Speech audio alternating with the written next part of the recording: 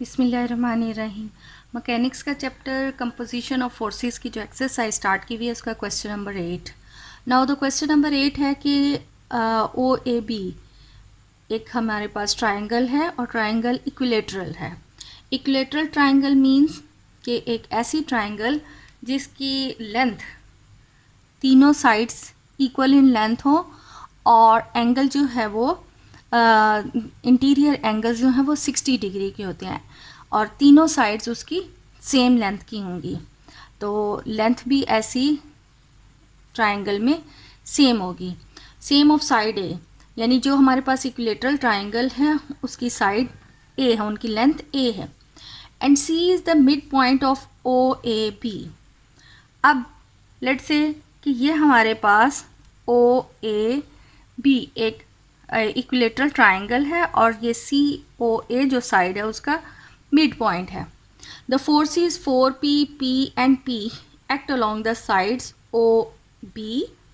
Force यानी respectively यानी कि 4a 4p जो फोर्स है वो अलोंग ओ बी एक्ट कर रही है। इट मीन्स कि ये 4p की डायरेक्शन अपवर्ड है और p जो फोर्स है वो बी ए की तरफ और A O, so A O along this force P respectively act कर रही है।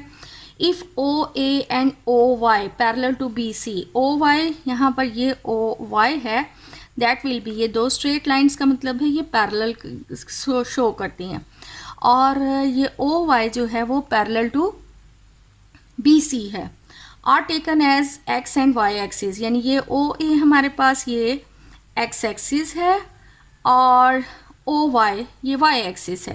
Prove that the resultant of the forces is 3p। अब हमने ये शो करना है कि ये तीनों फोर्सेस का resultant that is equal 3p। अब चूँकि यहाँ पर ये जो फोर्सेस हैं ये ट्राइंगल शेप बना रही हैं, इसमें एंगल इन्वॉल्व हैं, so we have to calculate its X component and Y component और उनका रिजल्टेंट की मैग्नीट्यूड ऐसे केस में r is equal square root X square plus Y square और उसका स्क्वायर रूट होता है। तो हमने अब यहाँ पर जो इनका रिजल्टेंट कैलकुलेट करना है तो हम फोर्सेस को रिजॉल्व करें। रिजॉल्व करने के लिए first of all we will calculate their X component.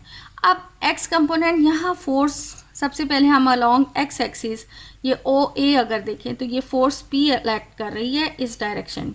It means कि अगर हम ये हमारे पास एक्स एक्सिस है तो फोर्स पी जो है वो उसका angle along x axis 180 degree है क्योंकि ये इस साइड पे है। द नेक्स्ट प्लस ये फोर्स पी, यहाँ पर फोर्स पी जो है वो ये डाउनवर्ड आ रही है। अब फोर्स पी अगर इस साइड पे हम ये यूँ एक्स एक्सिस ड्रॉ करके देखें तो ये फोर्स पी इस डायरेक्शन में आ रही है और ये हमारे पास जो एक इक्विलेटरल ट्रायंगल है उसके एंगल्स का जो इंटीरियर एंगल होते हैं that will B 60।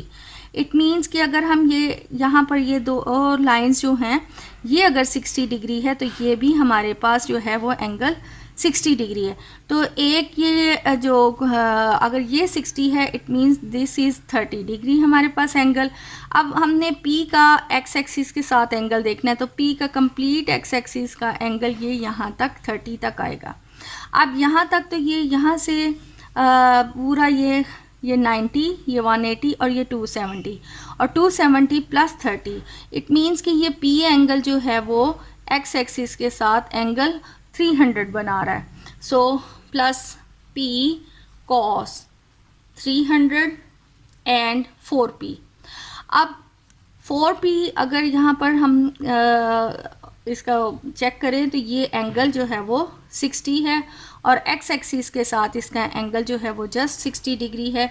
So plus 4p and cos 60।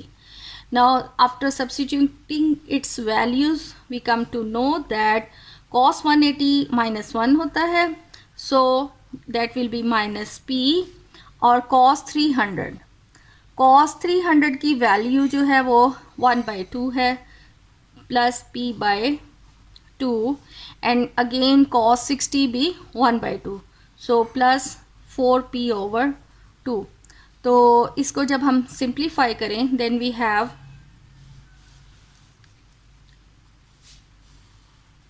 2 minus 2p plus p plus 4p, तो 4 और ये 5 minus 2, so x is equal 3p by 2।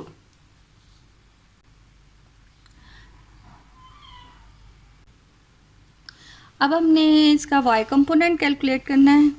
y में जस्ट हमने ये p sine 180 plus p sine 300 plus 4p sine 60 और ये p sine 180 साइन 180 that will be 0 और जो है p साइन 300 मतलब फोर्थ क्वाड्रेंट होता है, so that will be equal, और साइन 300 की वैल्यू अगर कैलकुलेट कर लें तो ये स्क्वायर रूट 3 बाय 2 और साइन 60 प्लस 4p साइन 60 की वैल्यू स्क्वायर रूट 3 बाय 2। तो सिंप्लीफाई अगर हम करें then 2 square root 3 minus square root 3 plus 4 square root 3 और p, तो y की वैल्यू हमारे पास आ जाती है 3 स्क्वायर रूट 3 बाय 2p। अब यहाँ हमने ये शो करना है कि the resultant of the forces is 3p, इनके resultant, so r is equal square root x square plus y square. तो x की वैल्यू हमारे पास है 3p by 2 square and y की वैल्यू है 3 square root 3 bye 2p square. अब इसको हम सिंप्लीफाई कर लें, सो 9p स्क्वायर बाय 4 प्लस ये 3 का स्क्वायर और ये खाली 3, 9 3 9s are 27, so 27p square by 4 9 plus 27p square और ये 9 36, तो 36 means 36 by 4p square और ये स्क्वायर रूट, तो यहाँ पर 4 9s are 36, 9s are means 3p, hence the resultant value is 3p। अब हमने यहाँ पर इसकी line equation of its line of action बताना है कि ये हमारे पास है। अब line of action, equation of line of action जो है वो कैलकुलेट करनी है। तो equation of line of action of the resultant। अब रिजल्टेंट की लाइन ऑफ एक्शन की इक्वेशन है g is equal x capital Y minus y and capital x। अब ये कैपिटल x कैपिटल y ये तो कंपोनेंट्स ऑफ जो फोर्सेस को हमने रिजॉल्व किया उसके x एंड y कंपोनेंट है, ये इनकी वैल्यूज तो हमारे पास है g मीन्स मोमेंट हमने कैलकुलेट करना है and we know that the moment जो है वो इक्वलेंट होता है फोर्स इनटू परपेंडिकुलर डिस्टेंस। तो यहाँ हमारे पास 3 फोर्सेस हैं। अब इनके लिए हमने परपेंडिकुलर डिस्टेंस कैलकुलेट करना है। अब परपेंडिकुलर डिस्टेंस अबाउट ओ हम जब कैलकुलेट करते हैं तो यहाँ देखिए कि फोर्स P ये अलोंग जो OA है वो फोर्स P O में से ही पास कर रही है। तो अब ये O में से पास कर रही है तो इसका परपेंडिकुलर डिस्टेंस जो है वो बिल्कुल 0 है, जो अबाउट पॉइंट O। इसी तरह ये फोर्स 4P जो है ये भी पॉइंट O में से ही पास कर रही है, इसका भी परपेंडिकुलर डिस्टेंस जो है वो 0 हो जाता है। अब लेट्स हमारे पास सिर्फ एक फोर्स P रह जाती है जो ये अलोंग BA है।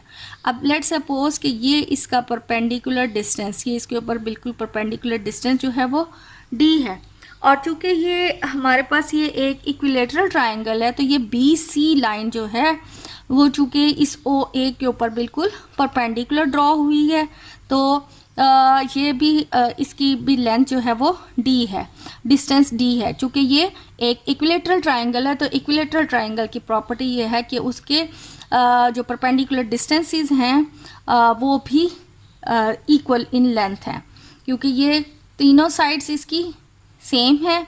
इसलिए इस पॉइंट से यहाँ इस जो साइड पर हम परपेंडिकुलर डिस्टेंस लें या इस पॉइंट से यहाँ तक जो परपेंडिकुलर डिस्टेंस ले, और इसी तरह यहाँ से इस साइड के ऊपर जो हम परपेंडिकुलर डिस्टेंस लेंगे वो सेम वैल्यू आएगी, क्योंकि ये एक इक्विलेटरल ट्राइंगल है।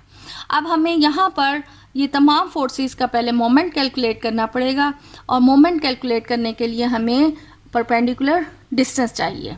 तो हम पहले परपेंडिकुलर डिस्टेंस ड्रॉ कर लेते हैं, फाइंड आउट कर लेते हैं। हमें गिवन है कि जो तीनों साइड्स हैं O A, O B and A B side, इनकी लेंथ इज इक्वल ए है। अब लेट्स सपोज ये जो साइड बी सी है इसकी परपेंडिकुलर डिस्टेंस d है। अब अगर हम ये एक ट्राइंगल देखें, चूँकि ये हमने बिल्कुल परपेंडिकुलर है, इट मीन्स कि ये एंगल 90 डिग्री का है, तो ये एक राइट एंगल ट्राइंगल है। अब ये हमारे पास एंगल 60 है और ये हमारे पास 90 डिग्री का एंगल है। इट मीन्स अगर हम ये एक ट्राइंगल ओ बी सी लेते हैं तो ये इसमें हाइपोटेनस है और ये इसका परपेंडिकुलर और ये बेस है। तो in triangle O B C sine theta की वैल्यू, साइन थीटा हमारे पास होता है perpendicular over hypotenuse. So sine 60 that is equal, perpendicular हमारे पास यहाँ पर वैल्यू d है, d ओवर हाइपोटेनस यानी कि ओ बी, और ओ बी मीन्स हमारे पास वैल्यू उसकी a है, so d over a। And sine 60 means square root 3/2 and d by 2, it means d by a, sorry. तो d हमारे पास calculate होता है स्क्वायर रूट 3a ओवर 2। ये आ गया हमारे पास परपेंडिकुलर डिस्टेंस। अब इनके हम तमाम फोर्सेस के मोमेंट कैलकुलेट कर लें। नाउ जी फोर्स, ये P अबाउट O हम कैलकुलेट कर रहे हैं। फोर्स P चूँकि O में से ही पास कर रहा है, इसका परपेंडिकुलर डिस्टेंस 0। 4P वो भी चूँकि अबाउट O ही पास कर रहा है, इसका भी परपेंडिकुलर डिस्टेंस 0। तो इनकी डायरेक्शन भी चेक करने की ज़रूरत ही नहीं है। अब हमारे पास एक फोर्स P रह गई है। ये वाली फोर्स P और इसका perpendicular distance square root 3/2a।